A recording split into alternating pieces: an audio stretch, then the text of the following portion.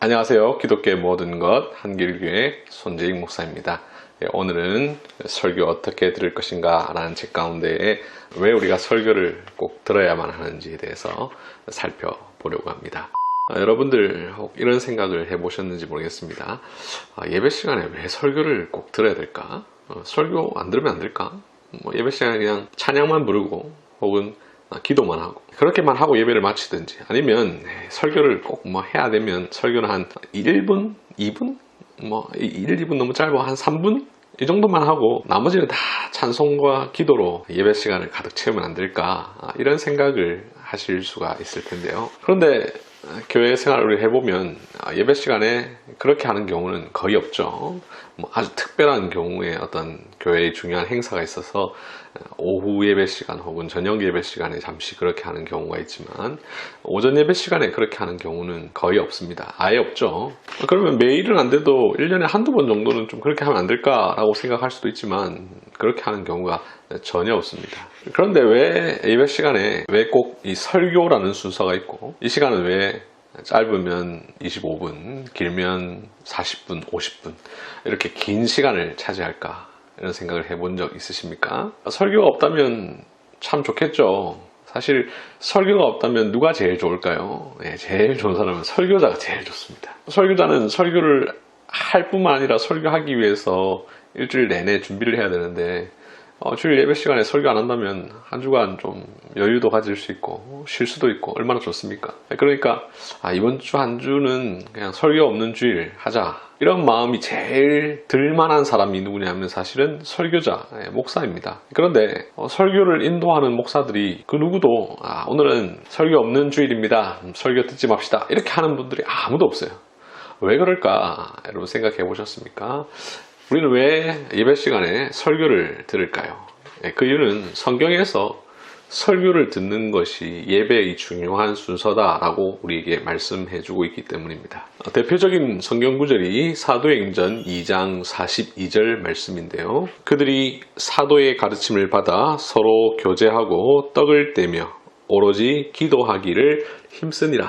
여기 그들이 사도의 가르침을 받아 라는 말씀이 바로 설교를 했다, 그리고 설교를 들었다 라는 말이죠.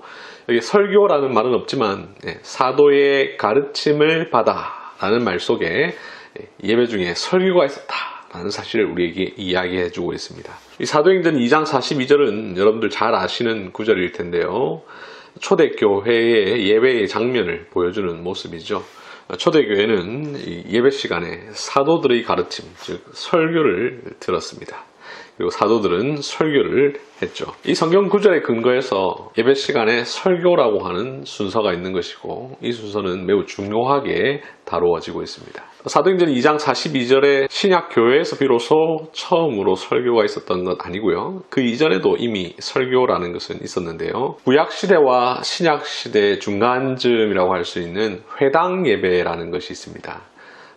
예수님 오셨을 당시에 예수님께서 십자가에 달리시기 전까지 그 기간 동안을 회당 예배라는 기간이 있었는데, 그 회당 예배의 장면을 보면 설교라는 순서가 있다는 것을 알 수 있는데, 대표적인 구절이 누가복음 4장 14절부터 21절 말씀인데요. 누가복음 4장 16절에 보면 예수께서 그 자라나신 곳 나사렛에 이르사 안식일에 늘 하시던 대로 회당에 들어가서 성경을 읽으려고 서심해. 17절 이사야의 글을 들이거늘 책을 펴서 이렇게 기록된 데를 찾으시니 곧 하면서 이제 이사야 성경 구절을 쭉 인용합니다. 그리고 21절에 이에 예수께서 그들에게 말씀하시되 라는 구절이 나옵니다. 여기 보면 예수님께서 회당에 들어가셔서 성경을 읽으십니다. 이건 성경 낭독이죠. 이사야 61장을 펴서 읽으시는데요. 그리고 나서 설교를 하십니다.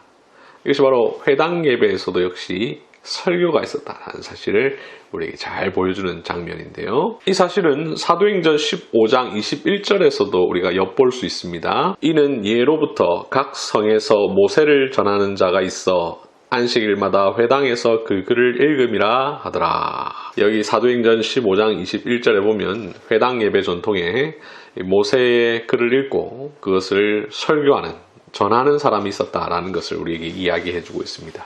이렇게 회당 예배 전통에서도 이미 설교가 있었죠. 그러니까 이 전통에서 신약 예배 전통으로 온 것이고, 또 그 이전에도 또 있었는데요. 구약 시대에도 사실은 설교라는 순서가 있었습니다. 우리 구약 시대 하면 제사만 드렸다라고 생각을 하기가 쉬운데요.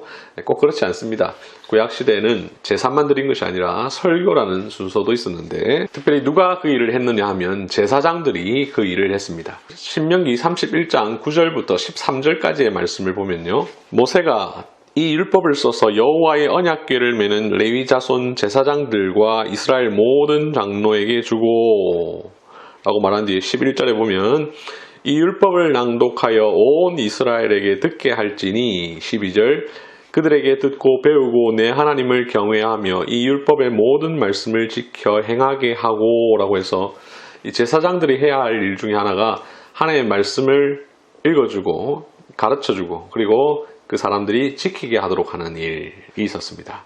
그래서 오늘날과 같은 설교 형태는 아니지만 이미 구약 시대에도 설교라는 것이 있었고, 이것이 회당 예배에 와서 어느 정도 또 이어오다가 신약교에 와서 완전하게 정착을 하게 되고 오늘날까지 이어지는 것이죠. 자, 그래서 왜 설교를 들어야 될까? 왜 예배 시간에 설교라는 순서가 있을까? 그 이유는 성경에서 우리에게 설교라는 순서가 있어야 된다라고 우리에게 분명하게 말하고 있기 때문이죠.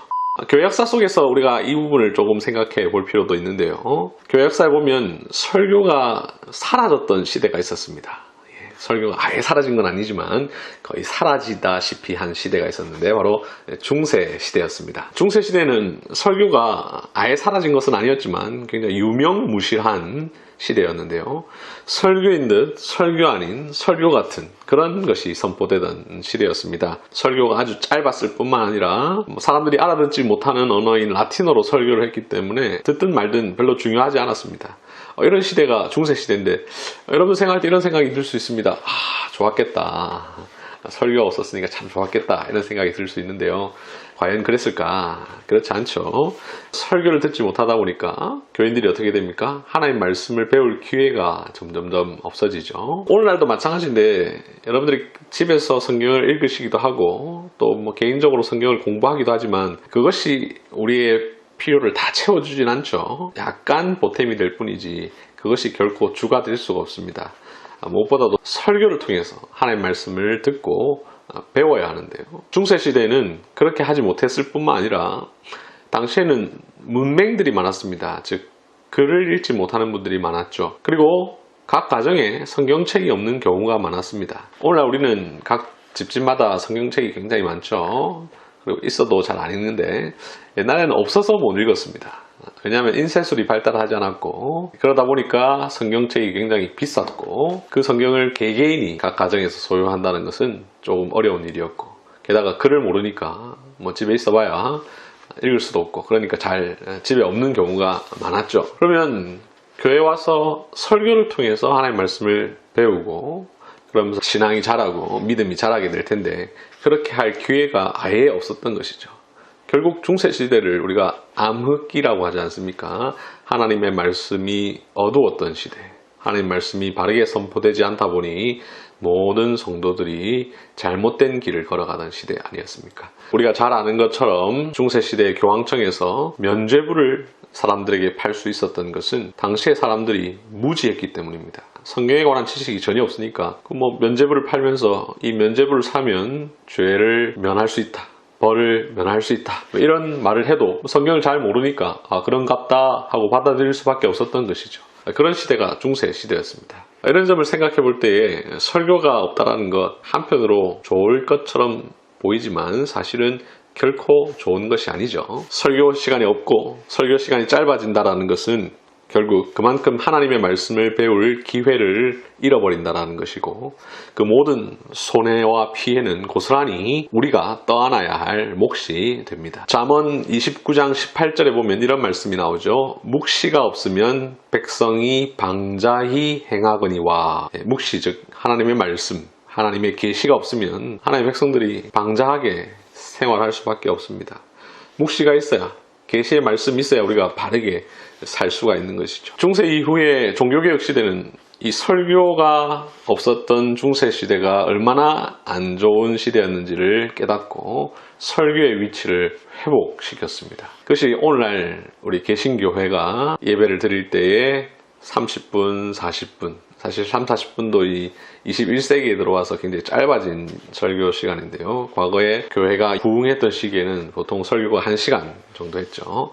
아무튼 그렇게 긴 시간의 설교가 확보된 것은 바로 종교개혁이 중세의 잘못된 전통을 바르게 되돌렸기 때문에 가능했던 일이었습니다. 우리가 잘 아는 종교개혁자 마르틴 루터는 믿음이란 들음, 즉 설교를 듣는 것을 통해서 가능하다라는 것을 주장하면서 설교가 그 위치를 바르게 회복해야 한다라는 것을 주장했고, 예배 시간에 설교의 위치를 회복시키는 데 주요한 역할을 감당했습니다. 그 이후에 설교 없는 예배란 없다라는 복음주의 전통이 생겨나게 되었고, 저와 여러분들이 오늘날 예배 시간에 설교를 듣는 것은 바로 그 전통 때문입니다. 그 결과 성도들은 하나님의 말씀을 들을 수 있는 기회가 많아졌고, 그래서 성경을 아는 지식이 더 많이 생길 수밖에 없게 되었죠. 우리는 그런 좋은 전통을 물려받게 되었습니다. 오늘날 개신교회의 예배 시간에 설교가 이렇게 많은 시간을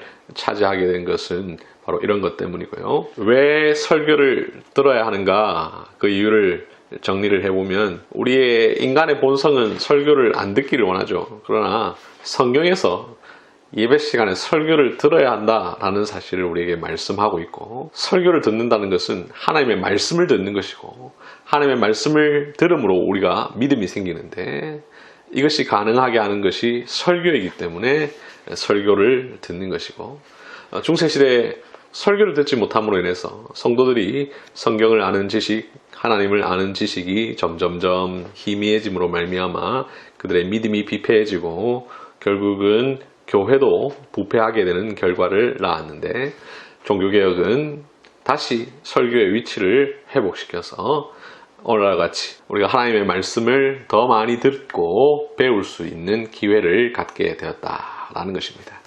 이런 점에서 왜 설교를 들어야 하는가? 이것은 우리에게 굉장히 감사한 일이고요. 설교를 듣지 않으면 하나님의 말씀을 알 수 없습니다. 개인적으로 여러분들이 성경을 공부하실 수도 있겠지만 그것만으로 해결이 될 수는 없거든요. 그래서 우리가 설교를 듣는다라는 사실을 꼭 기억하면 좋겠고요. 여기서 한 가지 의문이 드실 수 있습니다. 저는 교회에서 설교를 들어도 별로 성경을 아는 지식이나 하나님을 아는 지식이 늘어나는 것 같지 않은데요? 이런 질문을 하실 수가 있는데, 그게 이제 사실 제가 이 책을 집필하게 된 이유 중에 하나이죠. 설교란 하나님의 말씀을 전하고 가르치고 선포하는 시간입니다. 그런데 오늘날 많은 교회가 다 그런 것은 아니겠죠. 아직도 건전한 교회는 많이 있는데요. 오늘 그럼에도 불구하고 상당히 많은 교회에서 설교 시간에 목사들이 하나님의 말씀을 전하기보다는 사람의 말을 하고 하나님의 말씀을 설명하고 가르치기보다는 그냥 자신의 생각과 적절한 교훈을 전하는 데에만 치중하다 보니 우리가 설교를 들어도 하나님의 말씀을 점점점 배워가는 그런 느낌을 갖지 못하는 경우가 있습니다. 그건 이제 설교가 제대로 이루어지지 못하고 있기 때문에 생기는 문제고요. 제가 여기에서 지금 첫 번째 말하고자 하는 바는 설교를 우리가 왜 들어야 하느냐 할 때 있어서 설교가 바르게 선포된다는 기준을 가지고 말씀을 드린 것입니다. 설교가 바르게 선포되는 곳에서 우리가 설교를 듣는 이유는 하나님의 말씀을 듣고 그것을 통해서 하나님을 아는 지식이 점점점 자라갈 수 있도록 하기 위해서라고 하는 것, 그리고 그 외에도 또 여러 가지 유익을 우리가 얻기 위해서라는 것, 이 사실을 꼭 기억하시면 좋겠습니다. 다음 시간에는 설교가 무엇인가, 우리가 설교를 왜 들어야 하는가와 관련해서 설교가 무엇인가에 대해서 말씀을 드리려고 합니다. 우리가 설교를 왜 들어야 하느냐 할 때 설교가 무엇이기에 왜 들어야 하느냐, 이게 중요하거든요. 설교가 무엇입니까? 보통 설교가 무엇이냐라고 물으면 제대로 대답 못 하시는 경우가 있고, 그냥 대충 어릴 때부터 교회를 쭉 다니면서 설교를 쭉 들어왔기 때문에 그냥 단순하게 하나님 말씀요, 목사님의 가르침이요, 이렇게 생각할 수 있습니다만, 좀 더 구체적으로 다음 시간에 다루도록 하겠습니다. 다음 영상 기대해 주시고요. 지금까지 들어주셔서 감사합니다. 이 영상이 여러분들에게 도움되셨다면 구독과 좋아요 부탁드립니다. 감사합니다.